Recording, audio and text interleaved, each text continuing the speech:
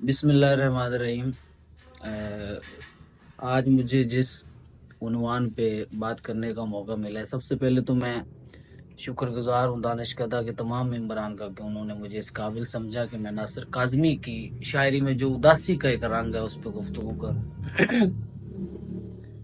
تو بہت شکریہ آپ تمام احباب کا۔ اچھا،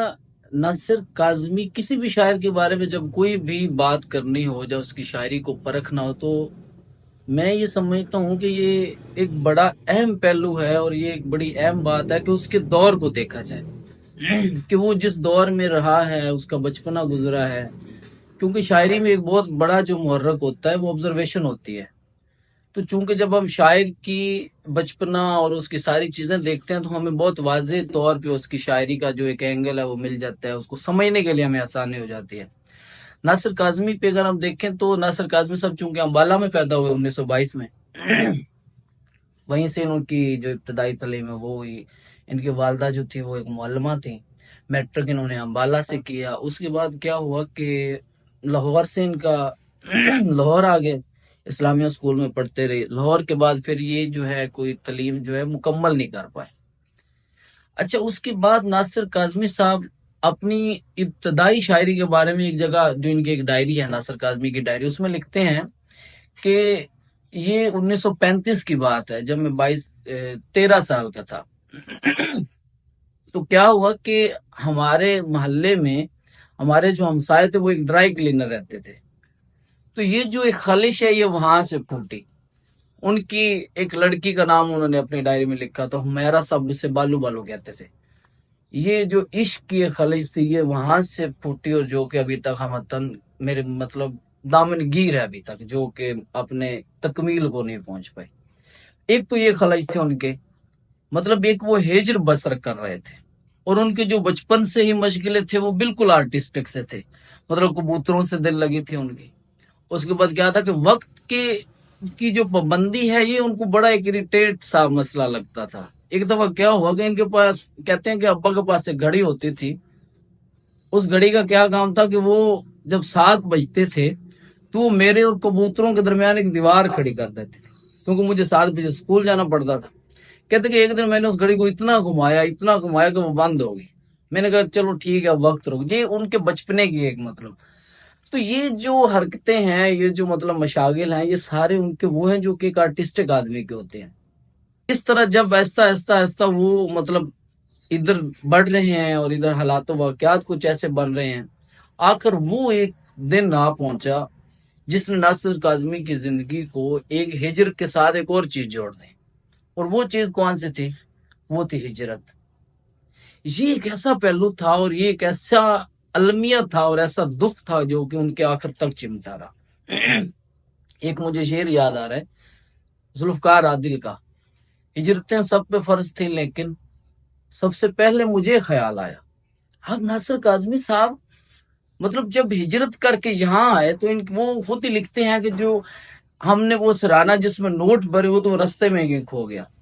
ہمارے دوست احباب جو تھے وہ وہیں رہ گئے، مطلب وہ گلیاں، وہ سارا کچھ، وہ ساری تہذیب ہی ہم چھوڑ کے آ گئے۔ اب ہجرت کا یا تقسیم کا یوں کہہ لیجیے کہ ایک بڑا فائدہ جو ہے وہ یہ ہوا، اس کے حاصلات میں ہمیں کیا ملا۔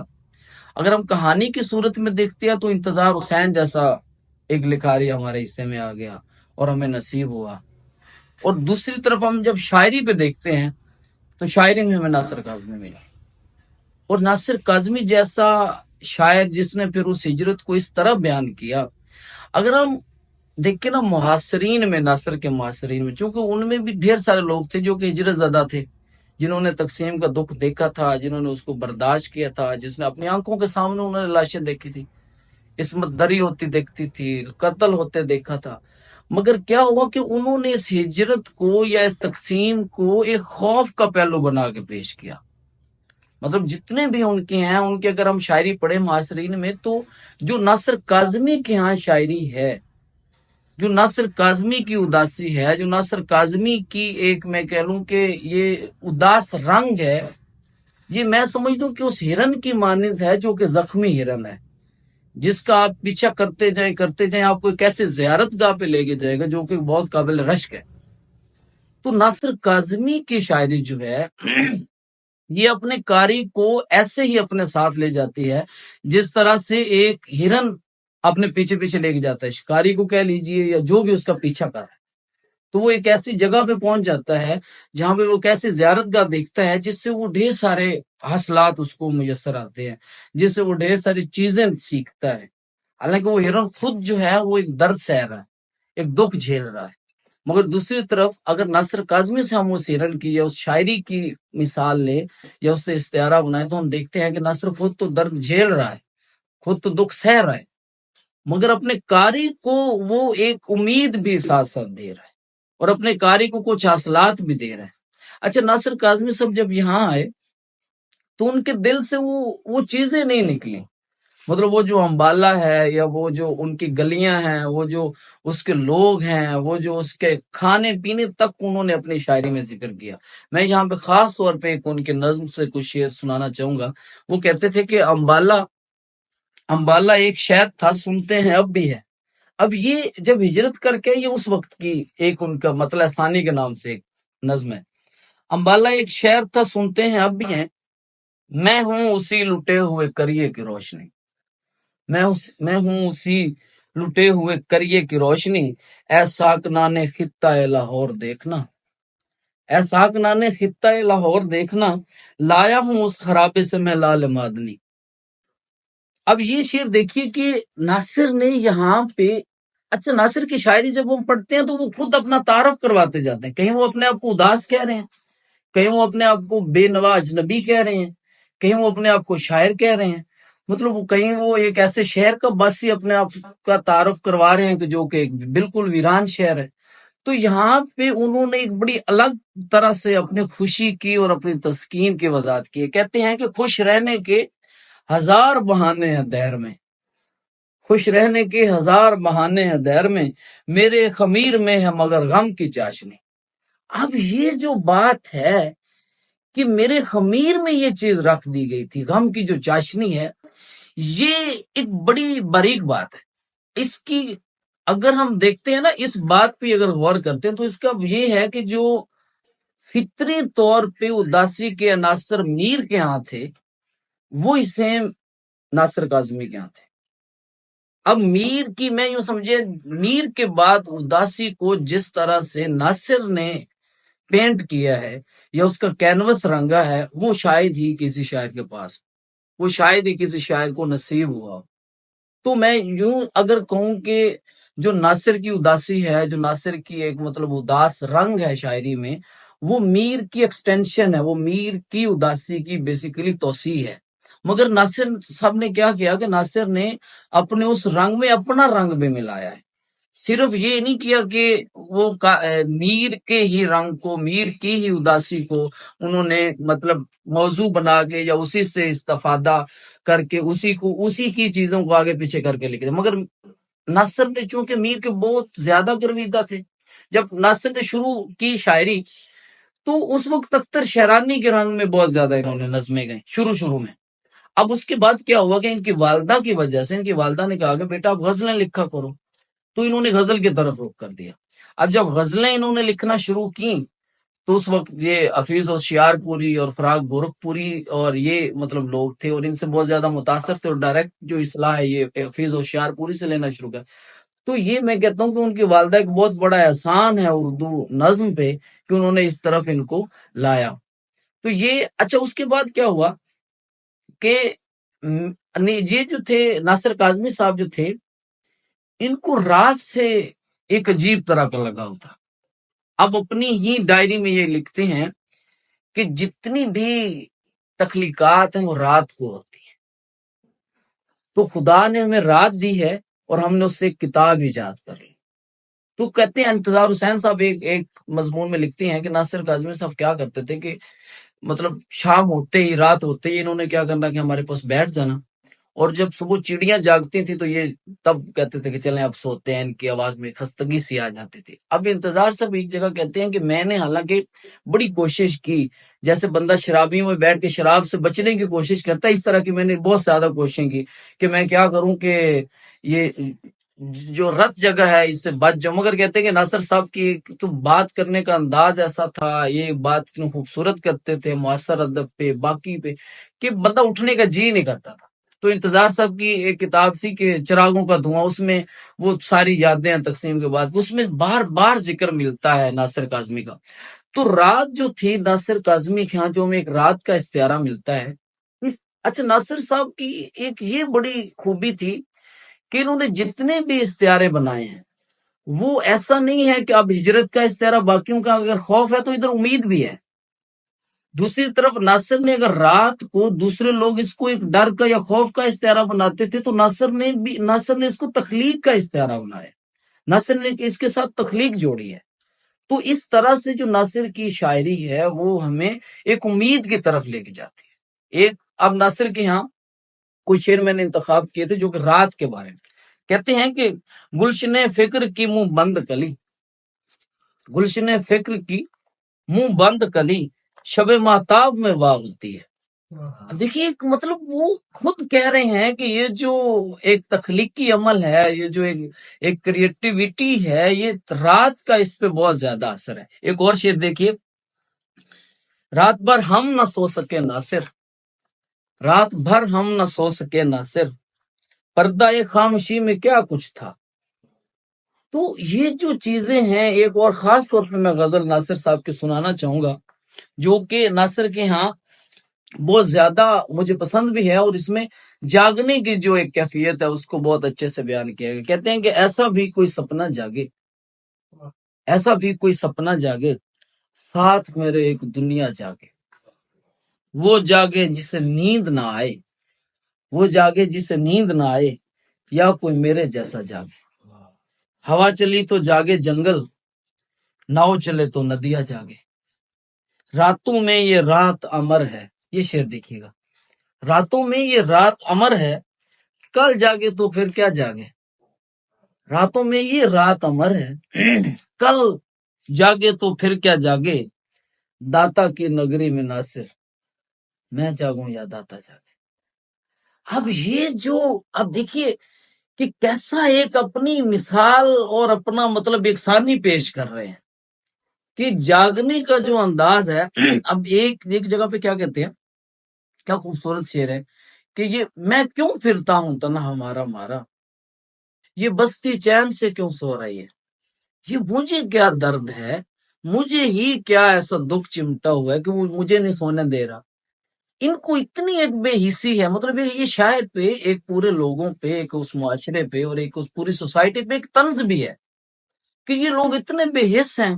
کہ ایک اتنے بڑے دکھ کے بعد، ایک اتنے بڑے درد کے بعد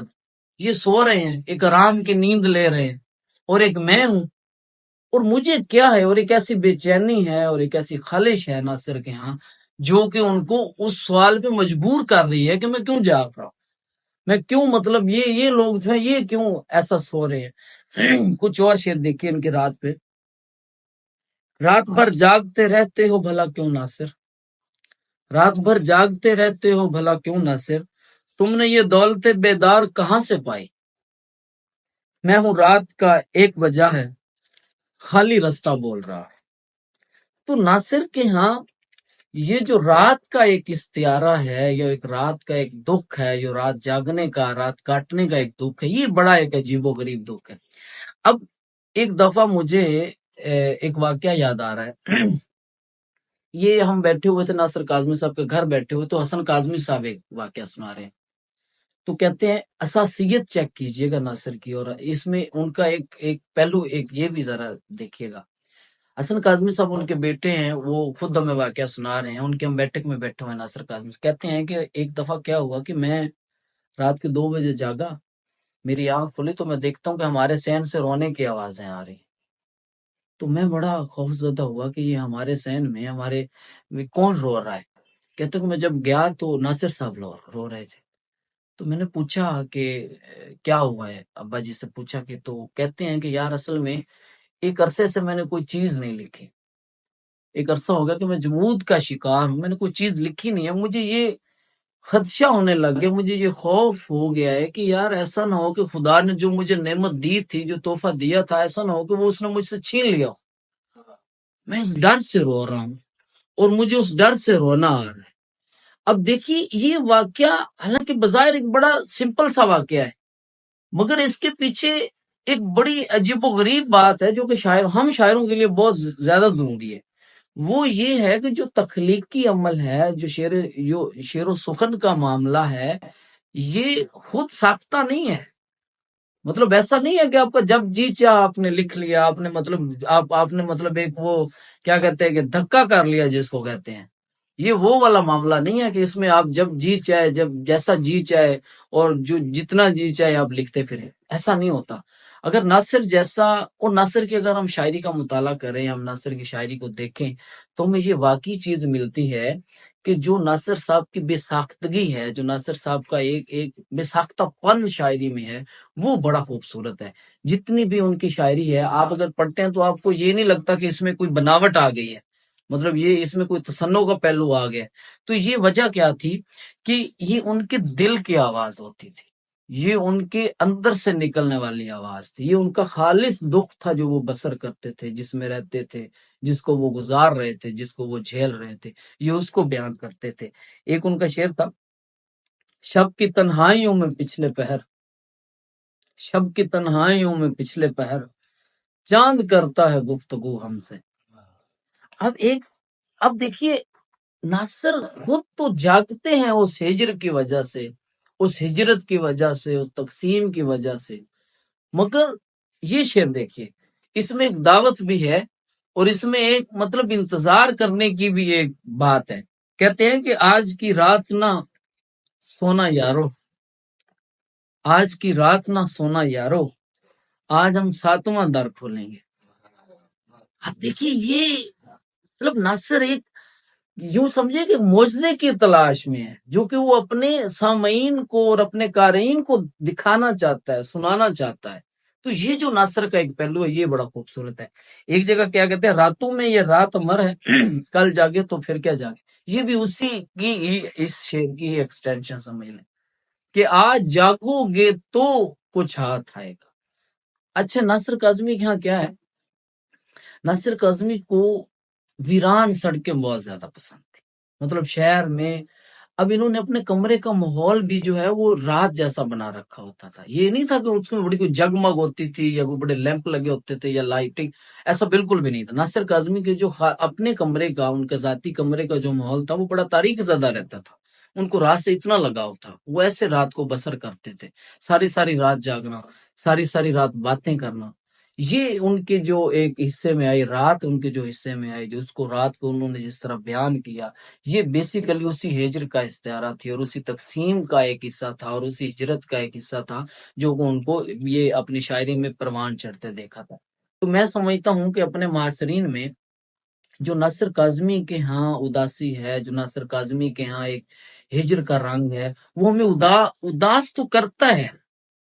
مگر جیسے میر کے ہاں، جیسے اگر میر کی آپ اداسی پڑھتے ہیں، میر کی اداسی آپ بسر کرتے ہیں تو آپ کو اینڈ پہ ایک خوشی محسوس ہوتی ہے۔ مطلب وہ ایک ایسا میٹھا درد ہوتا ہے، یوں سمجھ لیجیے۔ مطلب وہ اینڈ پہ اس کا جو ریزلٹ ہوتا ہے وہ بالکل اداس کرنے والا نہیں ہوتا۔ تو ناصر کے ہاں بھی ایسی ہی شاعری ہے، ناصر کے ہاں بھی وہی چیزیں ہیں اور وہی بالکل درد ہے جو آپ اگر اس میں ڈوبتے ہیں، اس دریا میں آپ اگر غوطہ زن ہوتے ہیں تو آپ کو اینڈ پہ مایوس نہیں ہونا پڑتا، آپ کو کوئی نہ کوئی ایسا گونگا مل جاتا ہے جو کہ آپ کے کام کی چیز ہوتا ہے۔ یہ ہی ناصر کاظمی ہے اور یہ ہی ناصر کاظمی کی اداسی ہے۔ اس کے بعد کیا ہے کہ جب ناصر کاظمی صاحب ایسی مطلب متفرق ایسی باتیں ذہن میں آ جاتی ہیں کہ مطلب پتہ نہیں چلتا کہ بندہ کون سی بات کہاں کرے، کیسے کرے، کیونکہ وہ اتنی زیادہ ناصر صاحب کی باتیں یاد آنا شروع ہو جاتی ہیں۔ ان کا اگر ہم تنقیدی رخ دیکھیں نا ناصر کاظمی صاحب کو، تو یہ تنقیدی حوالے سے بھی ایک الگ ہی چیز تھے۔ ان کی ایک کتاب ہے خشک چشمے کے کنارے، خشک چشمے کے، جس میں ان کے مضامین اور وہ ساری چیزیں چھپی ہوئی ہیں۔ تو اس میں بھی انہوں نے میر پہ اگر بات کی ہے تو میر کی اداسی پہ بہت اچھی بات کی ہے۔ مطلب اگر ہم میر کو پڑھنا چاہیں تو نثر کا وہ مضمون ہمارے لیے بہت زیادہ اہم ہے، اور اس میں شاعری کے جو باریک نقطے ہیں، اس میں جو شاعری کی باریکیاں ہیں، اس کو بڑے خوبصورت انداز میں بیان کیا۔ انتظار حسین لکھتے ہیں کہ جب ناصر کاظمی صاحب وفات پاتے ہیں تو کیا ہوتا ہے کہ ادھر ان کی میت سج رہی ہے اور دوسری طرف کیا ہے کہ اوپر کبوتر اڑ رہے ہیں. ادھر میت کی تیاری کرنے کی جو ہے وہ تیزی بڑھتی جا رہی ہے اور ادھر کبوتروں کے جو غول ہیں ان میں اضطراب بڑھتا جا رہا ہے. کہتے ہیں کہ ناصر کاظمی کی جو میت ہے، ناصر کاظمی کا جو جنازہ ہے، وہ کبوتروں کی سائے میں، کبوتروں کے سائے میں جو ہے وہ اٹھا اور کبوتروں کے سائے میں ان کو مطلب کیا ہے کہ رخصت کیا گیا. اور یہ ایک ان کا میں سمجھتا ہوں کہ کبوتروں سے لگاؤ، راز سے لگاؤ، ایک ہجر کو بسر کرنا، یہ ایسی چیزیں تھیں جو کہ ناصر کاظمی کے خمیر میں رکھی گئی تھی، جو کہ انہوں نے اپنے شروع میں بھی ہم سے بیان کی. تو ناصر کاظمی نے اپنی اس چیز کو اس طرح سے بنا لیا، اپنا ایک ذات کا حصہ بنا لیا کہ اداسی میں ہی وہ خوشی محسوس کرتے تھے اور اسی دکھ میں وہ اپنا سکھ تلاش کرتے تھے. ایک ان کا شعر دیکھیے، مجھے یہ ڈر ہے تیری آرزو نہ مٹ جائے. اب دیکھیے یہ شعر جو میں سنا رہا ہوں، اگر اس کو کوئی بھی اور شاعر جو ہے وہ اس کو لکھتا یا اس کو کہتا تو وہ ایک بالکل الگ زاویے سے کہتا کہ مجھے تیری یاد نہیں آ رہی، یا وہ مطلب اس کا ایک اور اینگل ہونا تھا. مگر ناصر کے ہاں کیا ہے، اس نے اداسی کو مشروط کر دیا. ناصر نے اپنے ساتھ اداسی کو لازم و ملزوم مطلب ایک رشتہ نظر آتا ہے اداسی کا اور ناصر کا. اب یہ شعر ذرا دیکھیے، مجھے یہ ڈر ہے تیری آرزو نہ مٹ جائے، بہت دنوں سے طبیعت میری اداس نہیں. اب دیکھیں یہ اداسی جو ہے، یہ کہتے ہیں کہ میں اداس نہیں ہوں، اس کا مطلب میں اپنی اصل سے جڑا ہوا نہیں ہوں، میں اس کیفیت میں نہیں ہوں جس میں مطلب وہ سارے کام کرتا ہوں، یا جو میری اصل ہے میں اس سے کٹا ہوا ہوں. تو اگر میں ایسا ہے تو شاید تو بھی دل سے اتر جائے گا، شاید تو بھی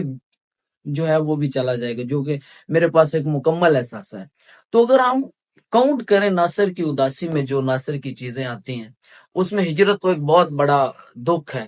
اور ہجرت بھی ایسی جو کہ ہجر کے ساتھ شامل ہو. اور ہجرت جو ہے اس کا پھر جو غم روزگار تھا، اس کے بعد جو ان کی جو ایک تعلیم کی نامکمل حالت تھی، وہ بھی ان کے ہاں ایک جو ہے وہ ان کا بھی بہت زیادہ ایفیکٹ ہوا، جو ان کے دل میں رہا بہرحال رہا آخر تک رہا. تو یہ جو ساری چیزیں تھیں، یہ ناصر کو کیا ہے کہ وہ ایسا ہرن ایک ان کی شاعری کو بنا دیتے ہیں جو کہ غائل ہرن ہے. اور جب ہم ناصر کا مطالعہ کرتے ہیں، جب ہم ناصر کی شاعری میں ڈوبتے ہیں، تو ہمیں وہ ایسی ہی زیارت گاہ پہ پہنچاتا ہے جس پہ ہمیں وہ ہرن پہنچاتا ہے، اور ایسی ہی ہمیں ایک قابل رشک چیز دکھاتا ہے جو کہ ہمیں وہ ہرن دکھاتا ہے. تو آخر پہ میں ناصر کاظمی صاحب کی شاعری سے کچھ انتخاب سنانا چاہوں گا، ایک یا دو غزلیں، پھر ہم اس کو وائنڈ اپ کرتے ہیں. اچھا دیکھیے ناصر کے ہاں، اچھا اس میں چھپ جاتی ہیں آئینہ دکھا کر تیری یادیں، چھپ جاتی ہیں آئینہ دکھا کر تیری یادیں، سونے نہیں دیتی مجھے شب بھر تیری یادیں. تو جیسے میرے پاس ہے اور میں بے سخن ہے، محفل سے جما دیتی ہے اکثر تیری یادیں. میں کیوں نہ پھروں تپتی دوپہروں میں ہراساں، میں کیوں نہ پھروں تپتی دوپہروں میں ہراساں، پھرتی ہیں تصور میں کھلے سر تیری یادیں. اب یہ ناصر ہے، پھرتی ہیں تصور میں کھلے سر تیرے، مطلب اگر یاد ہے تو اس میں بھی ایک وحشت کا پہلو رکھا ہوا ہے، اس میں بھی ایک اداسی کا پہلو رکھا ہوا ہے. جب تیز ہوا چلتی ہے بستی میں سر شام،